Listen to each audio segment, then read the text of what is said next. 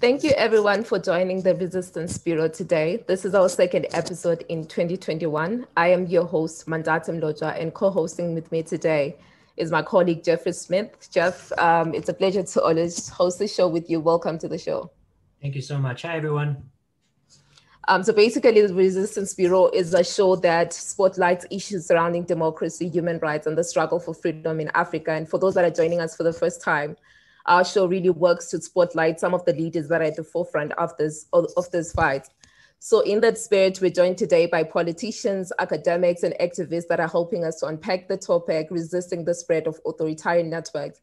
So I'm very pleased to welcome to the show today, Honorable Winnie Kiza from Uganda, anti-corruption campaigner Raphael Marcus, thought leader Idayat Hassan, and Dr. Emeka Umeje, an academic that's at the forefront of the issues that we're unpacking today.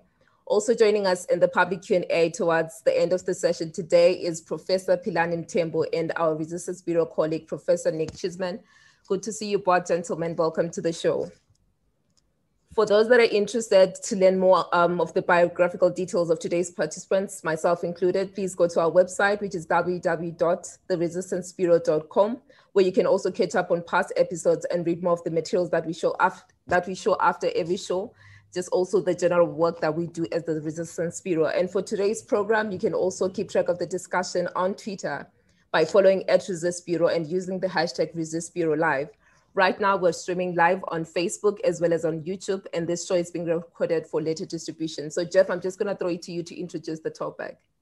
Great, thank you so much, Mantade, and thanks to everyone for joining us today. As those tuning in may know, an increasing number of analysts have accused authoritarian governments like China and Russia, but also Saudi Arabia, Iran, Turkey, and Azerbaijan, among others, of advancing repression abroad, especially in Africa. This increasing cooperation between authoritarian governments manifests in different ways. Often it takes the form of government-to-government support through bilateral aid agreements, loans, and investments in military and security operations. This latter issue is particularly alarming where China is concerned, as recent studies, including those conducted by the Armed Conflict Location and Event Data Project, have shown that when Chinese aid to a country goes up, there is an increase in political violence that involves state forces. There is also the role of media and private companies, including China's Huawei, a massive telecom enterprise that has helped at least 2 African governments spy on activists, political opponents, and journalists, including in Uganda and Zambia. While recognized in some quarters as a democracy, Israel and its state-linked companies have also been involved in similar actions, namely through its NSO group, which has worked with authorities in countries like Togo and West Africa to employ spyware to hack into the WhatsApp accounts of religious leaders who had been critical of that country's long-ruling family dynasty. Authoritarian networks are also evident at global and regional forums, especially at the African Union, where growing solidarity among despots has long been evident, but also at the Intergovernmental Authority on Development, or IGAD. This extends to the United Nations, where autocrats who sit on the powerful Security Council have effectively marshaled the support of African votes as part of a broader strategy to veto human rights and pro-democracy resolutions, as well as protect their allies, most recently by vetoing a condemnation of the military coup in Myanmar. Policy and strategy emulation is also apparent. One such example has been the reversal of term limit norms, made popular by Vladimir Putin in Russia, which has picked up pace in Africa since 2015, according to research by the Africa Center on Strategic Studies. Since that time, 2005, leaders of 13 African countries have evaded or overseen the weakening of term limit restrictions that had previously been in place. On the other hand, of course, some analysts view countries like China as more of a benign force, offering solidarity and needed economic support with limited political conditionality. On this view, countries like China and Russia, for example, are doing nothing Western states have not done for decades. Some will also claim that these and similar approaches can actually empower African agency. What do you all think? Certainly have your say by sending us a message to our WhatsApp number, +263 77 623 8199. We clearly have a lot of issues to examine today and to unpack. Mantade, what do you say? Should we get started? Totally. Thank you so much, Jeff. And I think just to kickstart this conversation, I would want to bring Idayat into the chat. So I would want you to set the foundation for this discussion, because I know that you and your colleagues at the CDD have been doing quite a bit of research into the roles of China in Russia specifically. So maybe give us a general overview of the state of play here as you understand it and what we might expect to see as the year unfolds. Thank you very much, and it's a pleasure to be here. China, Russia are quite important, but it's also good for us to start looking at what countries like Turkey, Israel, Iran in particular are doing in West Africa, where we focus more at the CDD. But just to start that, the issue of China in Africa is nothing new, really. The relationship actually blossomed in the mid-1950s as many African states gained independence. And as the Cold War intensified, more African countries opted for the non-alignment, the same position maintained by China, of course. Importantly, China also means a lot to most of these countries, considering the military support they offered to African liberation movements in Guinea-Bissau, Cape Verde, Namibia, South Africa, Zimbabwe. And of course, in our usual way, which we must never forget, African leaders managed to win aid, both from NATO countries and from the Soviet Union during the same period. And critical at every point in time when you talk to policymakers or even historians and citizens is they bring to bear some of the major benefits that these countries have actually benefited from China, Russia, long ago. An example is the Chinese aid of the Tazara Rail project, where the World Bank actually refused to finance the rail and road link between Zambia copper producing area and the Tanzania seaport of Dar es Salaam. China stepped in with a 30-year interest-free loan, and the project was successfully completed in 1975. An elder statesman, Julius Nyerere, then said, "You don't need to be a communist to see China has a lot to teach about development." And this continued to generate affection from the 60s till date, of recent being the building of that hospital in Wuhan, where every average African you can think of will only think of how an effective state could just build a hospital within a twinkling of an eye to actually address the COVID-19 pandemic. And several instances, you actually find African leaders rushing to China to look for support. And there has been unprecedented infrastructural deals covering transport, energy, telecommunication. Take Nigeria as an example. When our President Buhari actually visited China, he came back with an additional 6 billion watts of investment in the economy, aside the currency swap itself. Zimbabwe today can actually combat all the American and British sanctions, and it's surviving due to Chinese-funded program. So they have actually become the alternative, and currently in every facet of life, technology, manufacturing, oil, hospitality, agriculture, construction, textiles, you find China. And they are living up to the expectation also. When you look that there is an average of 49 consulates or embassies in 49 countries out of the 54 African Union countries, or 55. That is actually big. And it makes us to actually think that, oh, so who is there for us? It is actually China. And this is not against, it is not also out of place that people are looking at geopolitics and the perception of political risk that they actually see in terms of tying their destiny to Europe and America itself, with right-wing politics, unemployment, and several of those upheavals that are in these states. And the narrative, the favorite narrative that comes out, even unknowingly in Western media, showing that, look, in every decade, actually, China is doubling the living standard of its people compared to the Western world, which we often attach ourselves to. And importantly, every of their aid comes without string, and it is based on equality, mutual benefits, and mutual development, as they put it in their white paper. So the prospect is high, and don't forget, maybe put it badly or crudely, late President Robert Mugabe once said that he prefers Chinese aid because Beijing does not force him to embrace homosexuality, which is a sentiment that is actually adopted across the continent. But in the real sense, how are we actually benefiting? I think there is a lot that we need to know, particularly in the way these autocrats, China and Russia, I'll be focusing on more, undermines vulnerable democracies by exploiting and exacerbating trends that drives forward towards autocracy more. So currently, there is an estimated $1.143 billion loan to African countries and state-owned enterprises between 2000 and 2017. This is aside the $60 billion pledge on development.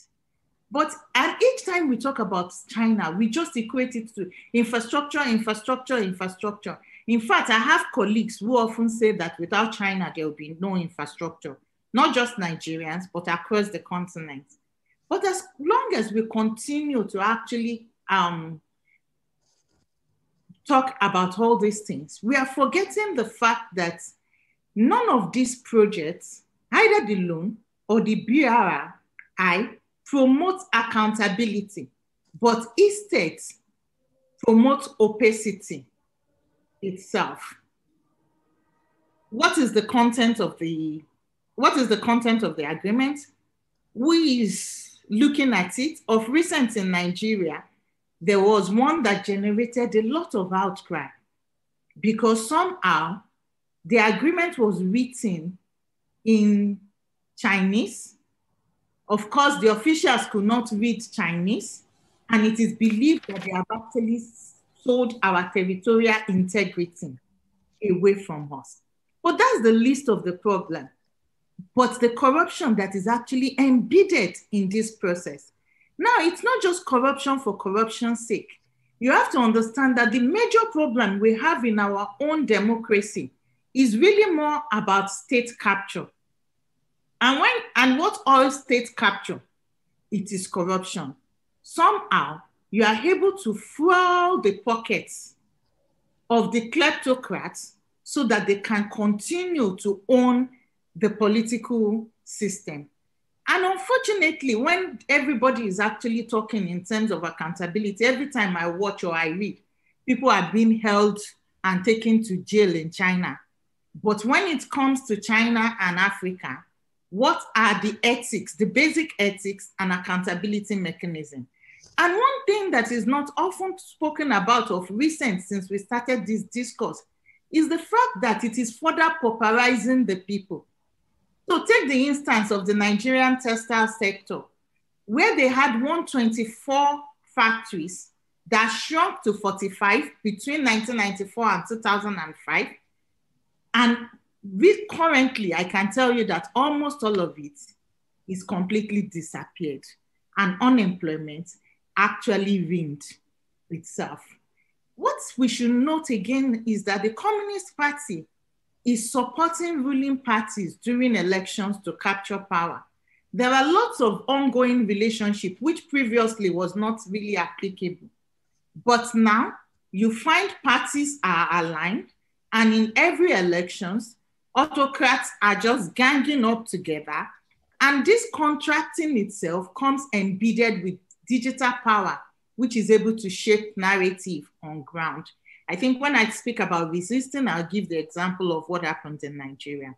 Technology transfer is also a very good example itself, in the way that all these technologies are actually being sold and the way they are utilized to surveil, repress, and manipulate population. So we talk of censorship, cyber attack, internet shutdown, disinformation, which is an area that I work on the most. But internet shutdown is very key. In 2019, we had 25 internet shutdown on the continent.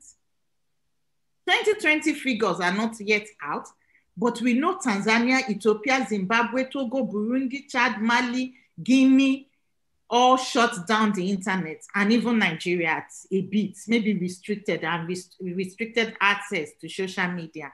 And Uganda is the current example for 2021 itself. Then the issue of election interference and disinformation is rife. There are evidence that China and Russia are very involved in this. And Guinea elections in West Africa is an example. I guess I have to wrap up. Human rights violation is one of the biggest areas we really have to look at. And the way Russia, in particular, is selling its military intervention. The Central African Republic is a very good example here. And we know that it's not just that they have actually sold or brought in mercenaries, but they control the information on ground, as well as trample upon the rights of citizens on daily basis for belonging to one rebel group or the other. The same was done in Libya, and we will expect to see more around. Fighting back is what citizens are already doing. The discussion that actually happened in the House of Representatives in the form of pushing oversight in Nigeria generated a serious discussion that even not civil society would have been able to generate. This discussion led the media, the citizens, the civil society to start looking into the contracts that was being awarded to China and the Chinese Nigerian debt portfolio with China itself. So what are the recommendations? There has to be more investment in terms of democracy promotion, but not placed as China, a bias towards China, or facilitating other countries' interests so that it doesn't look more like proxy war. Combating digital autocracy is also very important, and providing VPN to activists. Finally, we have to look out for the vaccine war itself before it becomes a second world war with Russia and China controlling the everything and taking over the world from us. Thank you. Thank you so much, Idiat. Raphael, I'd like to come to you. Idiat was mentioning, the power of liberation movements turned political parties, and she invoked Southern Africa. And certainly this is something you've experienced in Angola with the long-ruling MPLA. And you and I know in various venues, we've talked often about how corrupt leaders, they have each other's backs, right? And they cooperate better than most pro-democracy activists do. So I'd love for you to tell us and our viewers a bit about your work in exposing these corrupt and authoritarian networks. How are they formed? How is this liberation movement solidarity maintained? And what strategies have you found to be most successful, perhaps in your investigative journalism work, insofar as holding corrupt elites accountable? Idiat also mentioned the issue of accountability. Is that possible? And is there any hope of holding these sorts of leaders accountable? We'd love to hear your thoughts on that.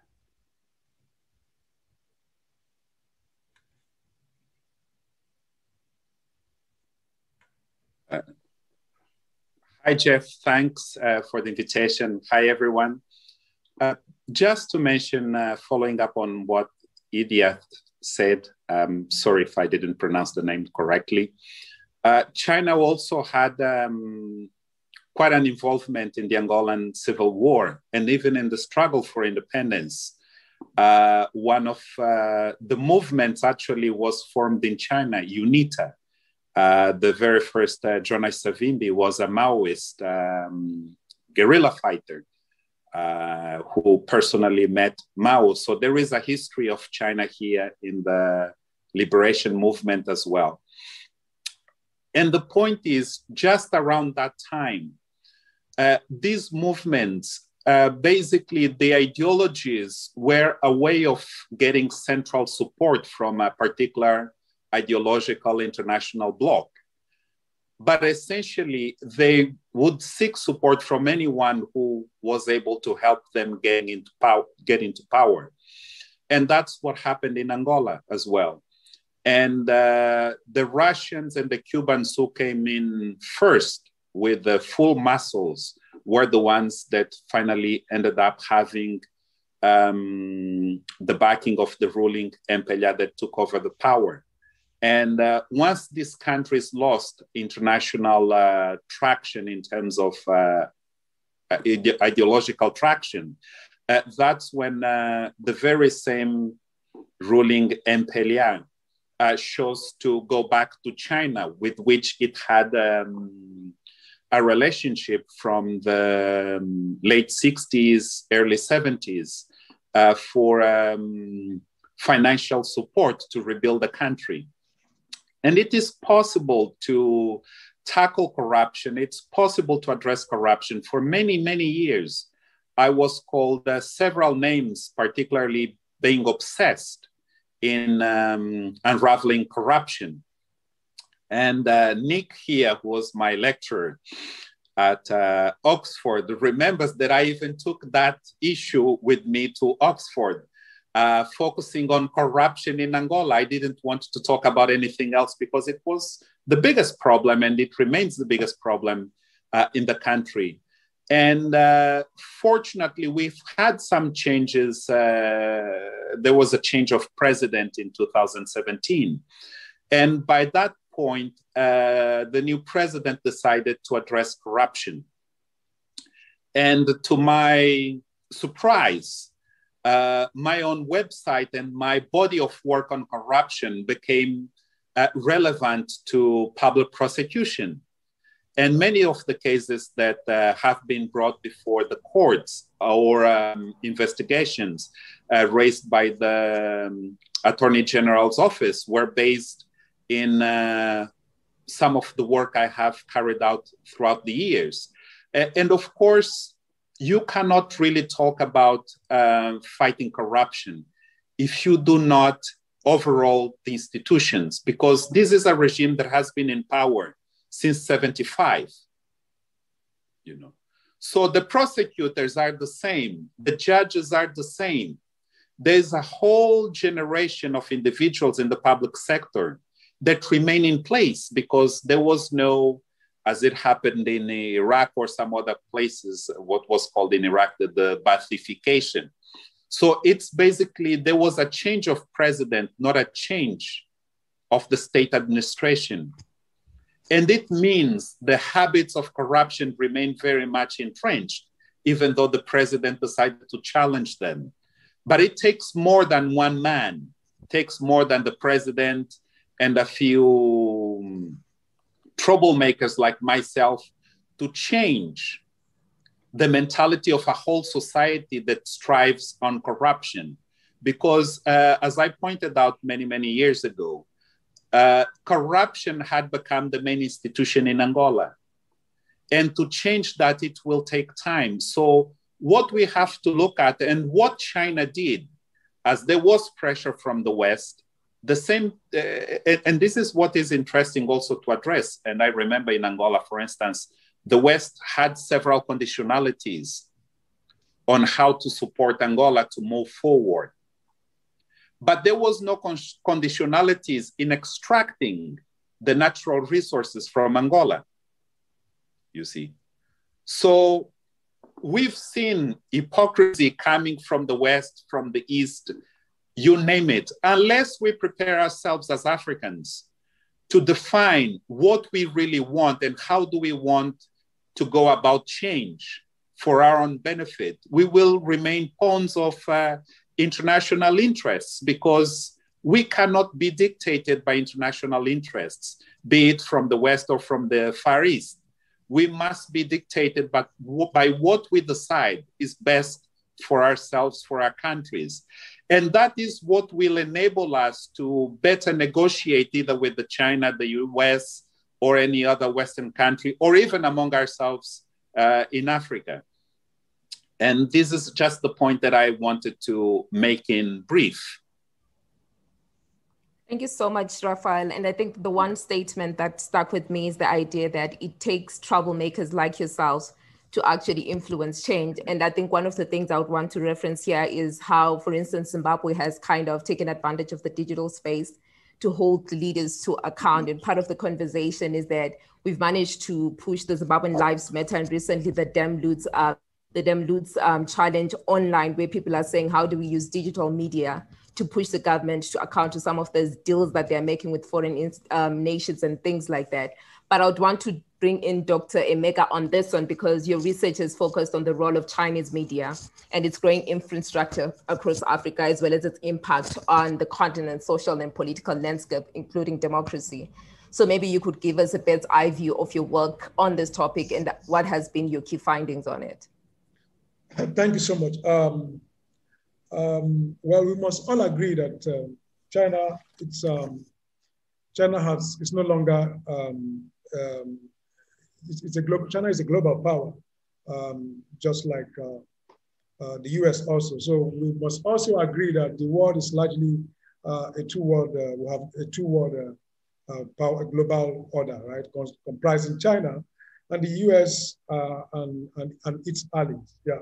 So I think China wants, first, as a global power, China wants to get some form of foothold in the media space in the world.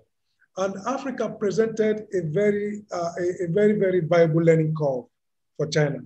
So that was why Africa was the first place that the Chinese Central Television, which has been rebranded to CGTN now, Chinese Global Television Network, Africa was the first place that it expanded into before moving to the US. So what has happened is that China expanded to Africa to learn, how to consolidate its media holding on the global stage. And well, the question is, did it learn well? Yes, it did. I mean, because it garnered a lot of experience from its operations in Africa. Africa was good because if it made mistake in Africa, nobody was going to take note of that. I mean, people would just overlook it and say, well, it's Africa, so it was fine. Now, China expanded media in Africa, brought Xinhua, there's China Daily, CGTN, just name it, they're all in Africa. There's China Radio International, People's Daily, they're all in Africa, they're operating in Africa, and they're making, well, we are not able to say how effective they are, but they are there. Well, because these media organizations they're not taking advertising. So you will not say, they're not looking for anybody, they're not looking for advertising from anywhere, not even from private Chinese businesses that are in Africa. So it is heavily government funded, so they're making headway in Africa, so to speak. Now, again, there's also no audience survey to tell us the number of people who are listening or who are subscribing to CGTN or Xinhua and all that in Africa.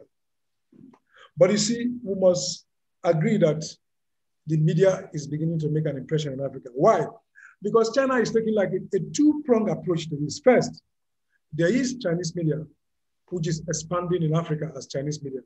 Then in recent times, China has come up with what we call the Belt and Road News Network.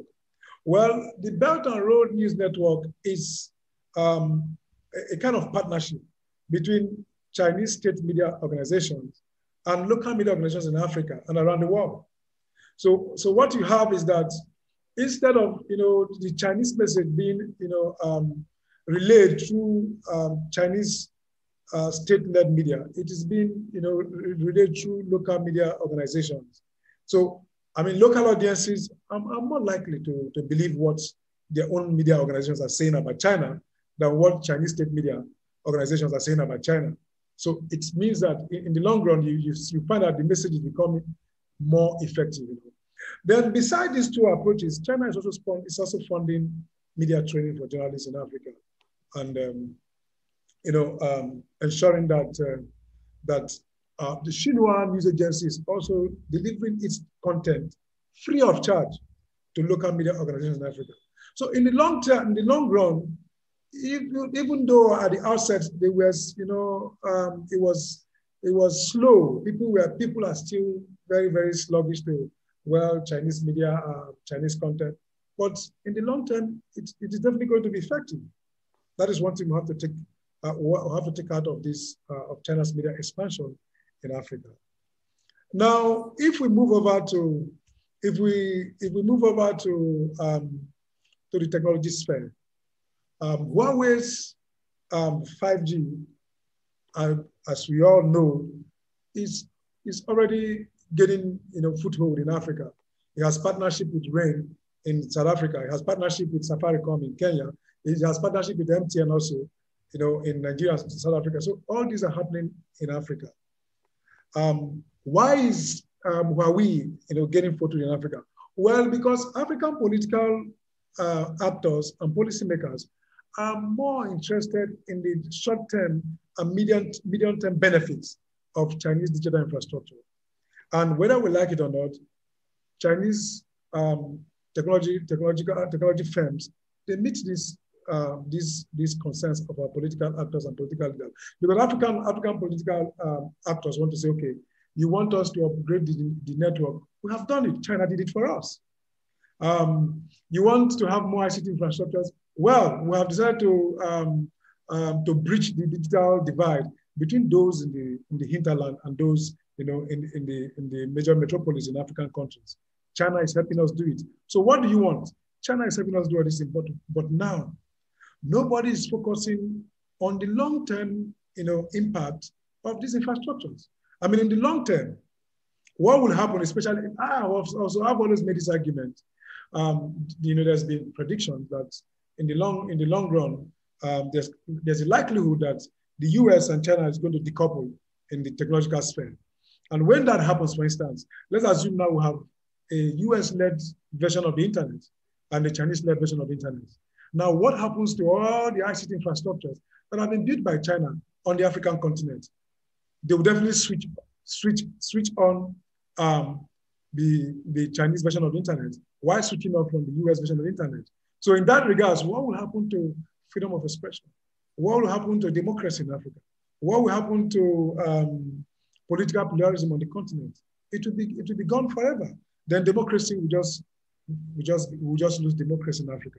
So these are the fears that in the long term, Chinese media and Chinese digital infrastructure in Africa are going to have impact on democratic culture on the continent of Africa. Thank you so much. I hope this briefing through is helpful for now. Thank you. Yeah. Thank you so much, Emeka. That was super, super useful and very informative.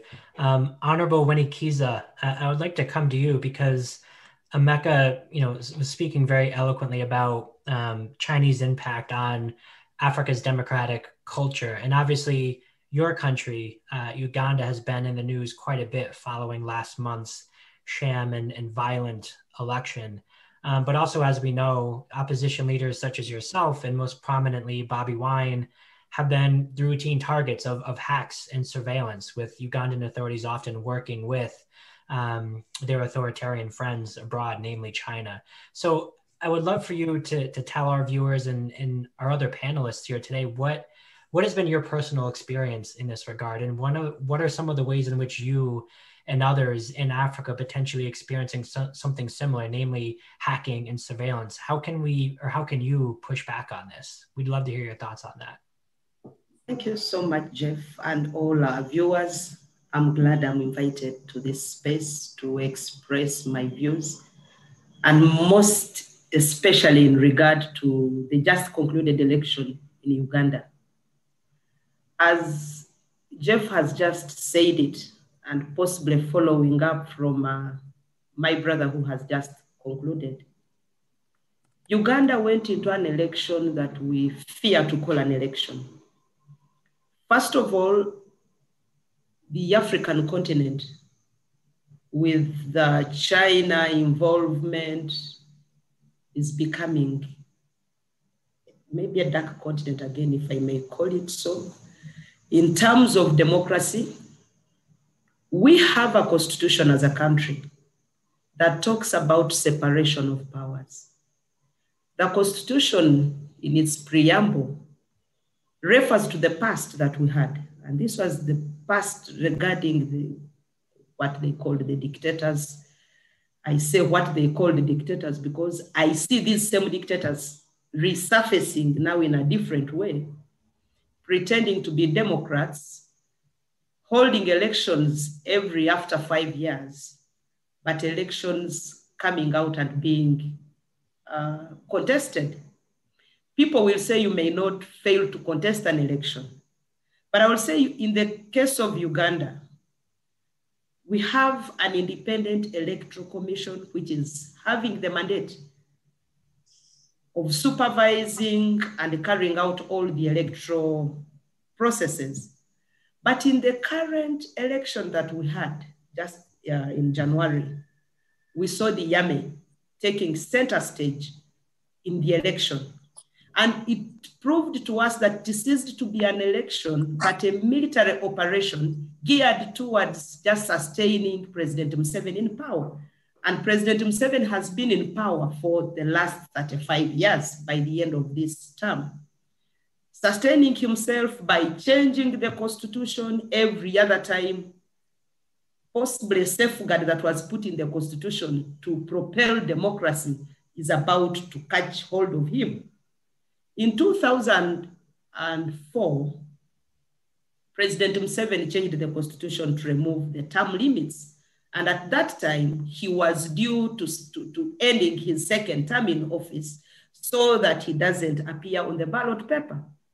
He sponsored one of his members to come up with a motion seeking to change the constitution to remove the term limits. In 2017, he again sponsored another member of parliament to come up with an amendment to the constitution to remove an article that was talking about the age limit. And you know, he was the only one who was supposed to be affected by this article. So, and this, Jeff, led to a controversy between parliament and the executive. Members of parliament were beaten inside the parliament by the military.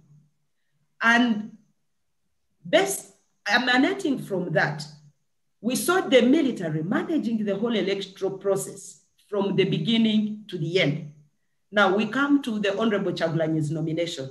When the Honorable Chagulanyi was going to be nominated as a president, on the very day he was nominated as a president, after nomination, together with the Honorable Amriat Oboy, the candidate for the FDC, they were arrested, manhandled, beaten badly, and in a way arrested presidential candidates who are a project, supposed to be properties of the Electoral Commission. And the Electoral Commission said, no what?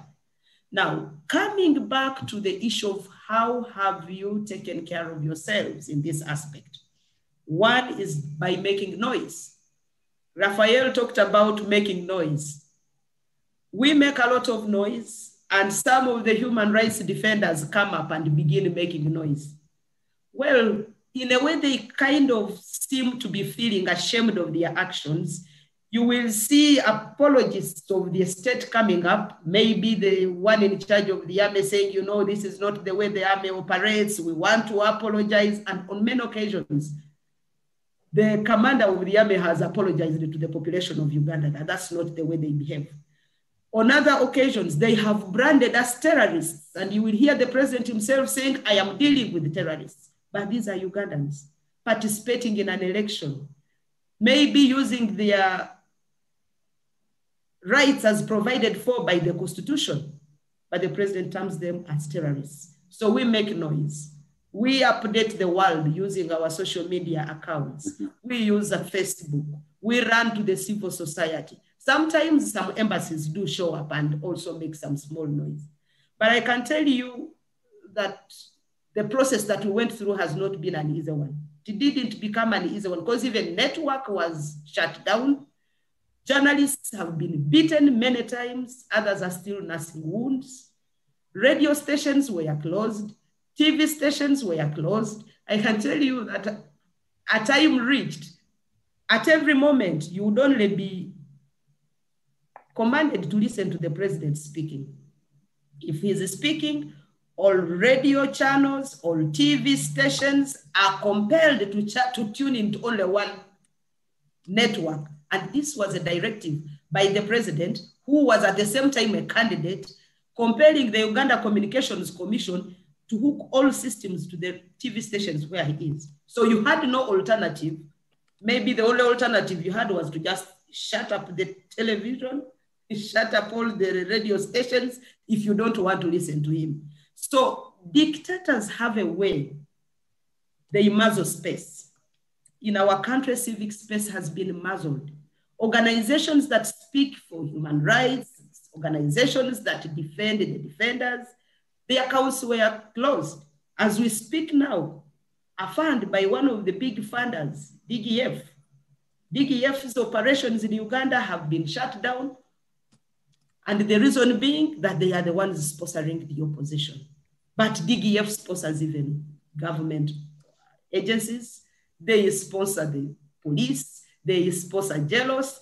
But the fact that they are a fund that goes for civic engagement, they sponsor civil society organizations to do their activities, most especially the activities that would open up civic engagement.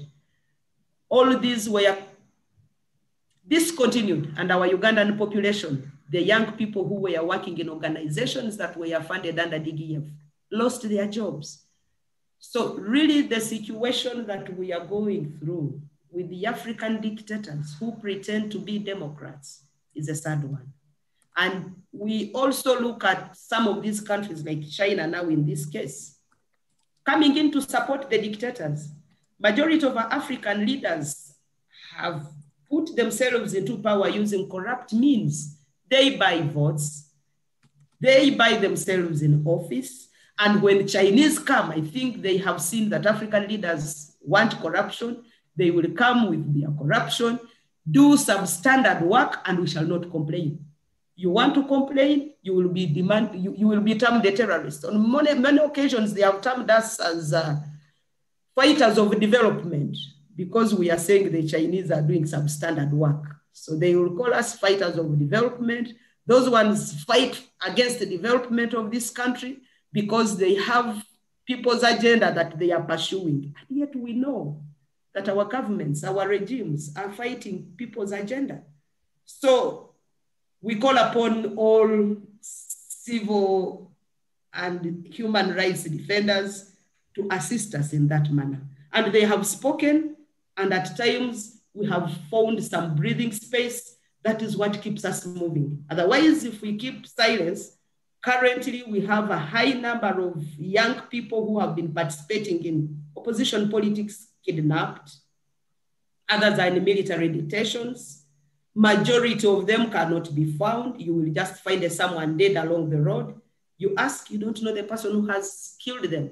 In some cases, you will hear the president himself coming up to say, yes, that one came into contact with the security. They wanted to arrest him over cases against him, and he fought back. So they had to do it in self-defense. So the situation is not easy, and we really call upon all the human rights defenders to put a torch on Uganda and see how to join us in the struggle for our liberation. When President Museveni came to power, we looked at him as a liberator because we thought we had the likes of Idi Amin, who was termed an African dictator by everybody, and we all witnessed it. But where we are going, we are even in a worse scenario than the scenarios of Amin. We are coming back to full-blown dictatorship, and I would pray that those who are sponsoring Uganda do reconsider their actions, because much of the money that is given ends up sponsoring political parties and the activities of the leaders to keep themselves in power. So in a way, we believe that some of those who are supporting us, even when their intentions are for the good of the people of Uganda, somehow these kleptocratic leaders do not take it in good faith. They use the aid to keep themselves in power. They use the aid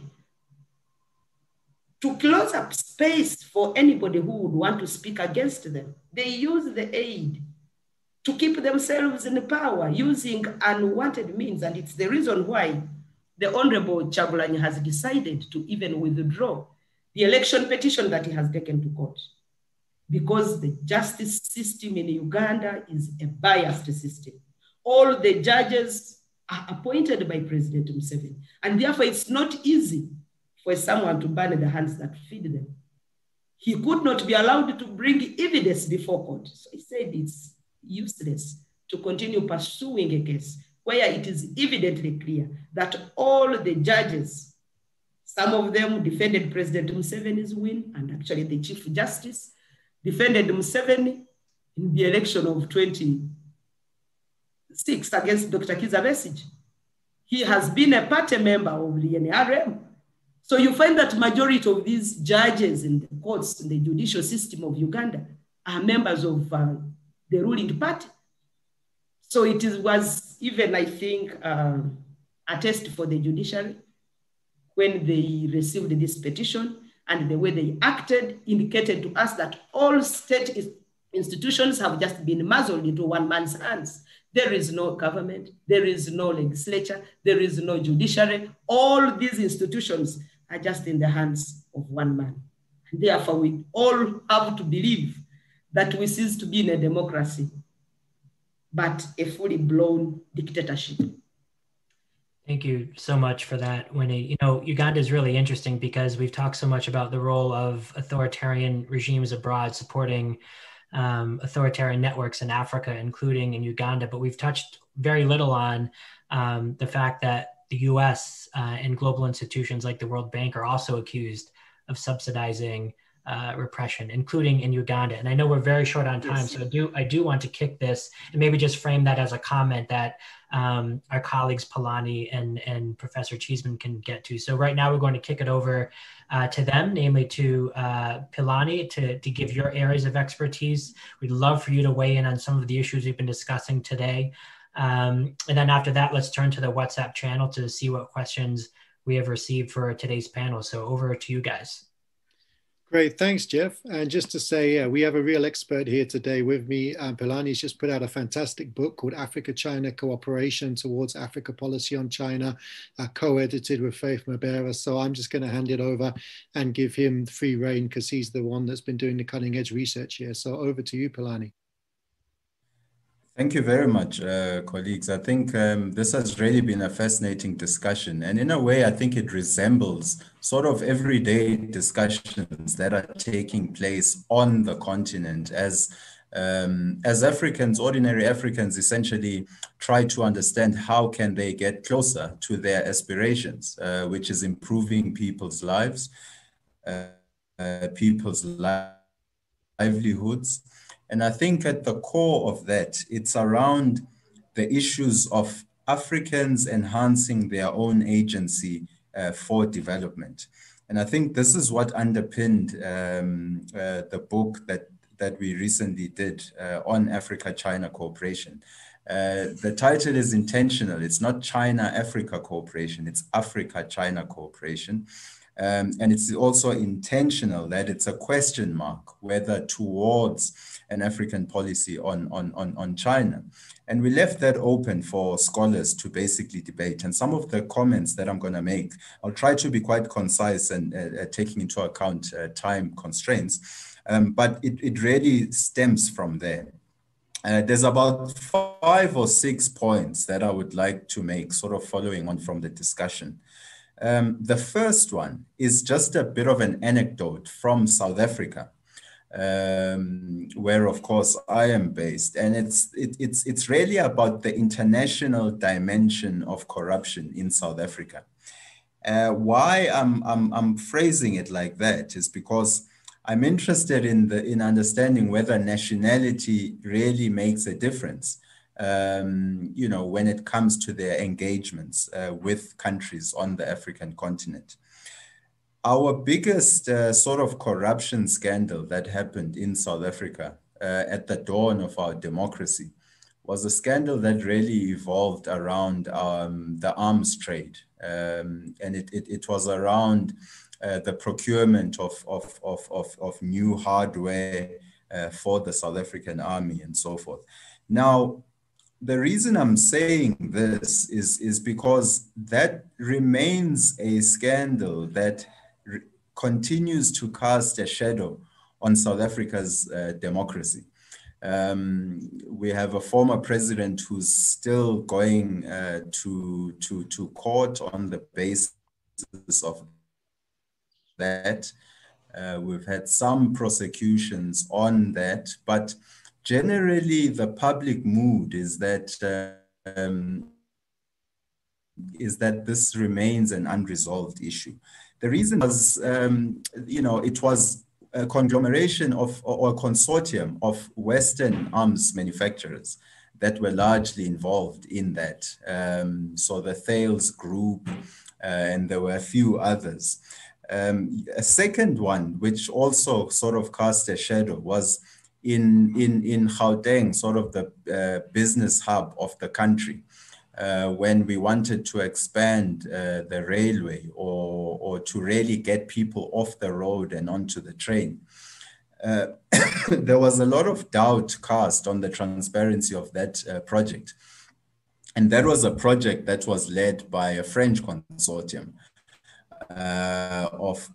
of companies. In recent years, you've now had other cases. So for instance, in under the previous administration, you had an almost nuclear deal that almost took place between the South African government and Russian consortium. There was a huge public outcry, a huge sort of from the media, from civil society, asking for transparency, asking why, the figures were so big, why we needed to expand, and so on and so forth. And the amount of pressure that was put on that actually ended up halting that particular deal. The last case that I have is sort of a case of a Chinese consortium, which was involved in our rail infrastructure networks. And the deal went through, but after some time there were revelations that there was, that was corruption and other things that happened. The deal was stalled, or elements of the deal were stalled, and monies were recovered for that. Now, I've outlined 4 cases. 2 of them, it's Russia and China. The other 2, it's French or Western consortiums. And for me, that puts a question mark as to whether, does it really matter the nationality of these particular international engagements? And what is it that allows countries to actually develop to ensure that they fight corruption, that they are transparent? So that's an open question mark. The second point is around contextualizing African demands for democracy. And here I think it's quite important to note that the reason Africans are so passionate about democracy is because the demands are not Western driven. The demands come from Africans. So it is Africans themselves who want democracy, who want transparency, who want to elect their leaders. And that comes from a long history, of course, of oppression, a long history of colonialism. And I think that bodes well for the fights for democracy within the continent. Why? Because it's not being imposed from the outside. It is actually coming from within. And that, I think, is something that is going to sustain efforts towards democratization within the continent. So here it's very much about African agency. It is Africans themselves that are demanding these. And whether we've heard about Uganda, whether we hear about other case studies on the continent, it's quite clear that no matter how long it takes for Africans to reach that desired goal, because the demand is not imposed from the outside, I think it bodes well for the future. The third one is that, do authoritarian states export systems of governance? Do they have an interest in actually exporting systems of governance? And in a way, I think we could look at it in 2 ways. I think we've always known about this idea of the non-interference in the domestic affairs of other countries, which of course countries like China and countries like Russia and other countries in the global south and in other places actually pay much more attention towards the non-interference in the domestic affairs of other countries. However, and I think that is, in a sense, that there's a good elements of goodness in that, in a sense that it allows countries to determine their own affairs. But where there are negativities in that approach is that it often privileges those who are already in power in those particular countries. So if you've got an approach of the non-interference in the domestic affairs, chances are is that you whether by design or by or whether it's unintended consequences, chances are that most of the time you will privilege those who already have access to state power, however they actually entered into that state power. The fourth issue is really the role of companies and the private companies, whether it's tech companies and surveillance. And it goes back to the point I raised earlier, whether nationality matters.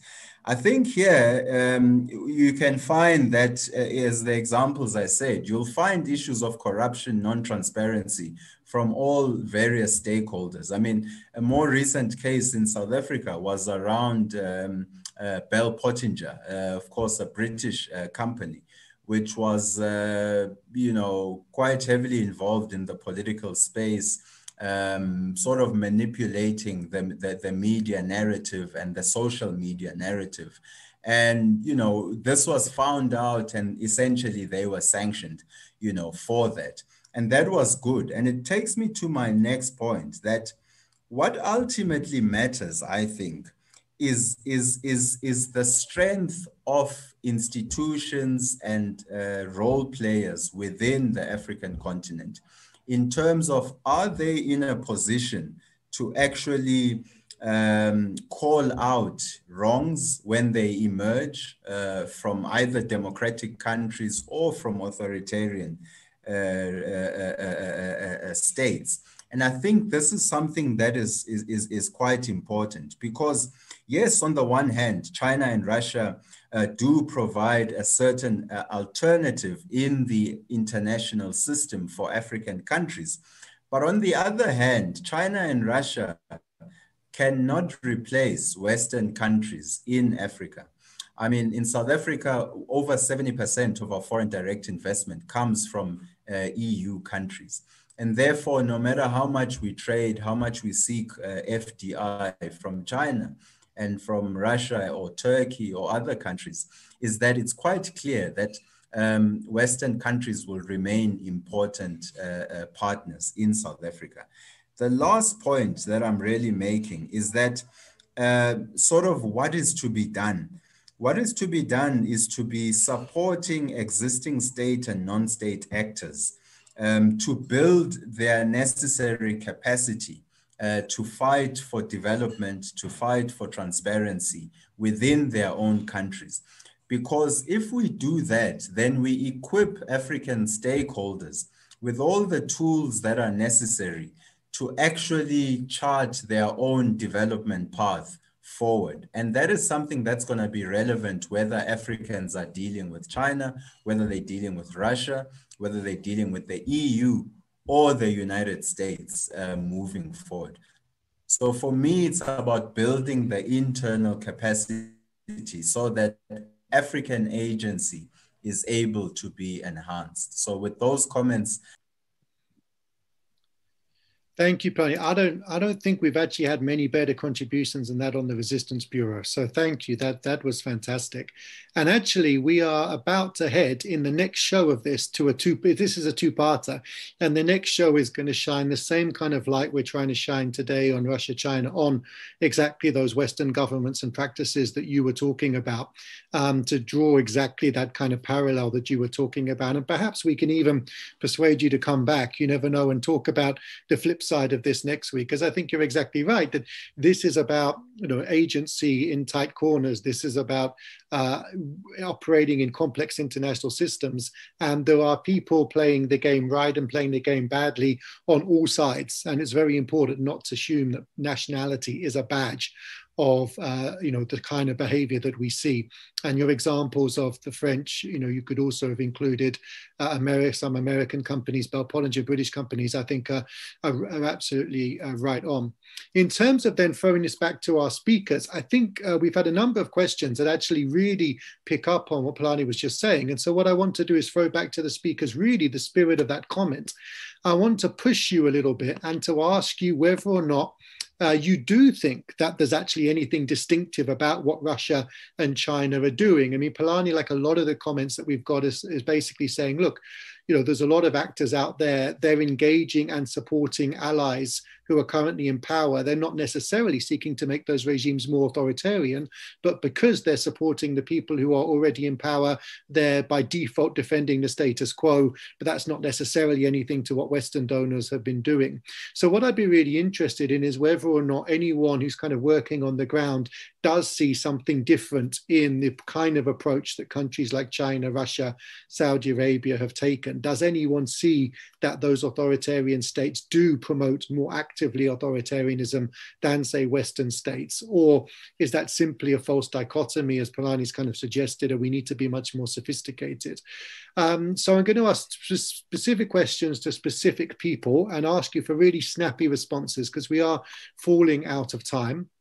So I'm going to start with Winnie and Raphael, and just you two, please. And I'm going to ask you, do you see China and Russia as doing anything different that Western governments have not done? Raphael, when you talk about corruption, Winnie, when you talk about the ties with Museveni, as Jeff pointed out, is China and Russia actually doing anything in Uganda that Western governments haven't done in the past? Is there anything distinctive here? Or do we need to be much more careful about that kind of simplistic idea that something new is happening? And then we're going to come to Idiat and to Emeka, and I'm going to ask you, to talk more a little bit about that point Palani made about, are China and Russia really trying to encourage or support governments to be more authoritarian, or are they simply, supporting their allies that happen to be authoritarian? And in a sense, we should see them as being about kind of supporting the status quo rather than aggressively pushing an authoritarian agenda. So let's start with Winnie and Raphael. Maybe Winnie, we can come to you first, then Raphael second. So are China and Russia really doing anything that Western governments haven't done? Is there anything distinctive about that approach that you think needs to be highlighted here?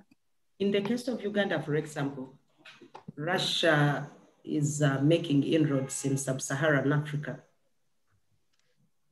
to get involved in nuclear energy development, and Uganda is equally a beneficiary to this deal. And I can tell you, apart from possibly our involvement with Israel, because President Museveni is equally involved in Israel with Netanyahu, about the same in terms of security development and electronic surveillance technologies. So Russia is doing much more in nuclear development in Uganda. And we believe, I think the US has not done it in Uganda. China is kind of making us look like beggars. They are not helping us to develop our capacity. All the time we are waiting to receive the cheap loans from China. Yes, they are good, but they give Museveni latitude to use the internally generated revenue to keep himself in power. He uses the internally generated revenue to up the fund for defense, most especially on the classified expenditure, which we use at will. And this enables him to keep more and more in power than he should have kept in power. So to me, I seriously believe that the authoritarian government regimes and governments have kept Russia, China, Israel, have kept our African authoritarians in power much more than they should have stayed in power. Okay, thanks, Winnie. That's a very clear answer from you. Raphael, let's move down to like Angola and Lucifer in Africa. What does the perspective look like from where you are? First and foremost, Russia is out of the picture for several reasons. In Angola, Russia used to have its main ally in Africa, but it's no longer that case because of the political shifts. As for China, Angola is the most indebted African country to China. And because also of the way businesses were done in Angola, conducted in Angola, with the Office of the Attorney General now confiscating many of the assets, we see several enterprises involving Chinese businesses, and which were built in part with the state loans, being frozen and being seized by the Angolan authorities. And we're talking about housing complexes with hundreds of buildings and houses. So what I can say here is that the government, the current government, which is the very same that has been dealing with China and Russia, apart from the change of president, has been quite swift in putting an end to those contracts that are written in Chinese, in Mandarin, and that no one really understands them, and trying then to have this sense that if many of the things that were not done with transparency must be investigated now. So there's official investigations in some of these issues. And what is important is to keep up the pressure so that the government doesn't fall back in its old ways. And there is more capacity from the public prosecution and for the courts to go ahead and bring these cases to a closure by prosecuting the culprits. But that's essentially the main difference that I can point out to what is happening. And it's no longer about having China taking a walk in Angola and finding a willing partner, because there has always been also a resistance to that, because you can't just come to a country and pour in money and think that this country will obey, because especially here in Africa, that cultural issues matter quite a lot. And ordinary Chinese in the streets are okay in terms of going about their own business, because people are very hospitable. But as far as China as a country is concerned, it will have to really give a second thought on how it approaches Angola in particular. Thanks. Thanks very much, Raphael. And now moving to you guys, Idiot and Emeka. We're running out of time, but I really do want to get your perspectives on this. So the question I wanted to put to you was, are we seeing, China and Russia simply supporting allies who happen to be authoritarian? Or, is there any evidence for you that there's actually an attempt to create a stronger kind of authoritarian network in the same way that, say, the United States has historically thought of supporting democracies around the world as being in its own best interest, because it's kind of creating versions of itself around the world that can be allied with? Is it an attempt to promote authoritarianism coming out of Russia and China? Or is that, too Machiavellian and it's simply about supporting allies? Maybe we'll come to you first, Emeka, and then to you, Idiat. So Emeka, over to you. Okay, I don't think, what happens is that China will tell you, well, this is China. China is authoritarian. Everybody knows that. We are not trying to do it. We're just being China. But, the sub-messages tells you that China is creating an environment that enables authoritarianism to thrive. For instance, when the Nigerian government wanted to regulate the internet, the Nigerian Minister of Information, Lai Mohammed, said, well, China does regulate the internet. Why can't Nigeria do it? The Nigerian First Lady also referred to that and said, well, if China could control the internet with 2 billion, with 1.something billion people, why should Nigeria of 200 million people not do the same? So what that translates into is that you have a situation where, well, China says, well, we are not trying to influence anything. We are not trying to, force our own model on you, but indirectly, China is doing that. China is enabling African governments, to borrow, from their playbook. So African governments are emboldened by what they see in China. If China could lift out 400 million people out of poverty by controlling the internet, we should be able to do it in Nigeria. Don't you want to move out of poverty? That is the main deal. Whether we control the internet or not, it doesn't matter to us. So I think that is the key message we have to take out of that instance. China is not, well, it supports its allies in government, that is particular. If its allies who are in government, who are in political position in Africa, China supports them. But again, China is, promoting its own model of, political leadership, a bit, without saying it in the open, but that is what it's doing, and it's enabling that in Africa. And that will continue to happen. Yeah, thank you. Thanks, Emeka. Idiat, are you there? Could you turn your video on? I can't see you right now. Well, thank you very much. And I think just to piggyback on what Emeka has said, it's also important to note that the role the Chinese Communist Party is currently playing on the continent also suggests that it's trying actively to promote authoritarianism.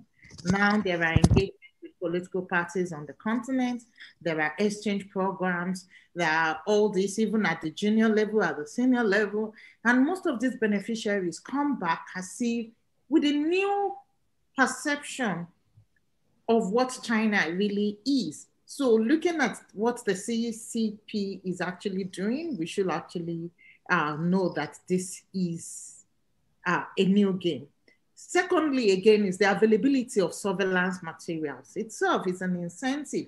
So what does it mean, really? It means you can actually get this, and why should you, with no rules really attached. Their ability to shape narrative within countries is also an added advantage and actually suggests that they do have this motive. And particularly when you look at China and Russia, the ready availability of weaponry to countries who are sanctioned either for human rights violations, corruption, and they can get this from China or Russia, including mercenaries, to help them fight, to help them actually cement their power.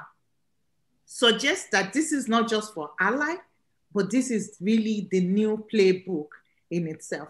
And finally, what is it that China has actually done that no other country has done? It's in the area of human rights violation. So there is a popular saying at a point in Nigeria that you work with the Chinese and you lose your coin.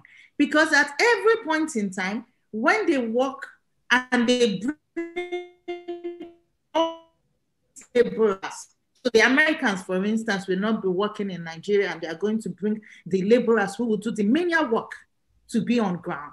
Not only do they bring them, but they also maltreat them and injure them to such rendering some impotent. There are several cases that are available. The way people are actually oppressed, beaten up in Central African Republic also gives us an idea of what is actually different in terms of what this country are doing, even where their soft power suggests otherwise. Their people-to-people engagement is not favorable on the continent. Thank you very much, Idiat. Great, and what your comments there and those of others have suggested is that perhaps there might be certain areas where we might want to be particularly concerned about the role of China, particularly perhaps in terms of surveillance, in terms of bringing people to China and encouraging them to see things through an authoritarian lens.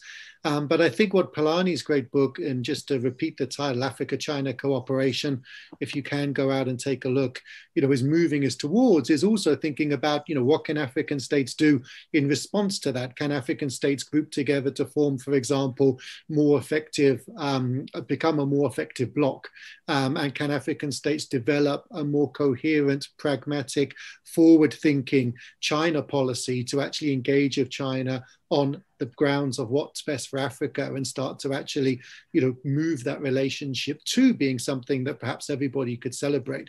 And I think that's a really important point, right? That there's African agency here. African governments can get together and renegotiate and re-engage with China on different grounds should they want to. And we've seen that happen in certain areas already where, for example, what Idiat was just talking about, flying in Chinese workers, that was pushed back on by the Tanzanian government, and the Chinese companies decided started to switch policy. So African governments can push back. And I think Pilani's work is a great example of an attempt to think through, what might that look like and how could that be? So I'd really recommend that to people. I'd also keep coming back to this point that, while there are clearly areas in which we might be particularly worried about countries like China and Russia, as Pilani has reminded us, many of the historic cases of corruption and problematic support of authoritarian regimes originate in Western countries as well. And so I really want to make sure that hopefully everybody comes back to join us in a couple of weeks when we discuss exactly that. The role of the West. Is the West promoting democracy in Africa, or does it actually have as many skeletons in the closet as the countries we've been discussing today? With that, back to you, Mantadi and Jeff, to take us home. Thank you so much, Nick. I think this was a very interesting conversation that I think a lot of us wouldn't mind extending, but this is all the time that we have for today. So I just wanted to say thank you so much to our viewers for tuning in, and thanks especially to our brilliant panel. Our entire team looks forward to keeping in touch with you and just tracking your important work in your different spaces. In the meantime, you can keep up to date with the Resistance Bureau by visiting our website, www.theResistanceBureau.com, and subscribing to our newsletter there. We also encourage you to follow us on social media, including Twitter, Facebook, and Instagram, as well as subscribe to our YouTube channel where you can find all the episodes that we've done before. We really hope that you continue to engage, because I think there's a very critical conversation, but also as a final note, putting this show together would not be possible if it wasn't for the team effort that continues to bring it to life.